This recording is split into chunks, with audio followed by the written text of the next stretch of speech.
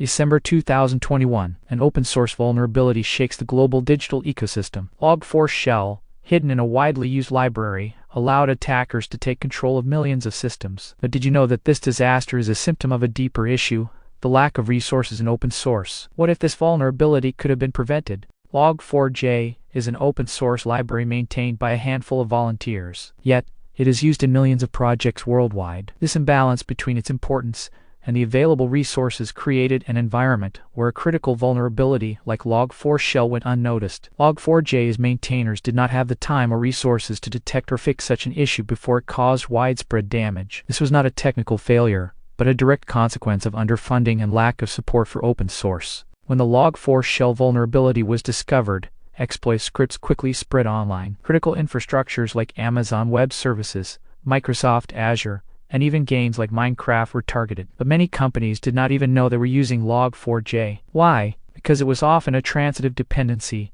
buried within layers of third-party software. This attack revealed a second problem, the lack of visibility into critical open-source dependencies. What if Log4Shell was a wake-up call for your own technologies? What if one of your free libraries hid massive maintenance costs in case of a vulnerability? What if a compliance issue exposed your company to legal risks? What if a poorly documented tool slowed your team's productivity or frequent incompatibilities hindered your projects? And what if your technologies failed to meet security standards, introduced ethical challenges like bias, or had a significant environmental impact? These are questions worth asking now, before a crisis forces you to confront them. The problem with Log4j is not just the vulnerability itself, it is a wake-up call. This library was underfunded, yet its importance to the ecosystem went unrecognized. Regular audits of open-source dependencies could have identified this imbalance. A critical library maintained by a small team, highlighting such structural issues could have encouraged users to act, supporting critical projects, monitoring their usage,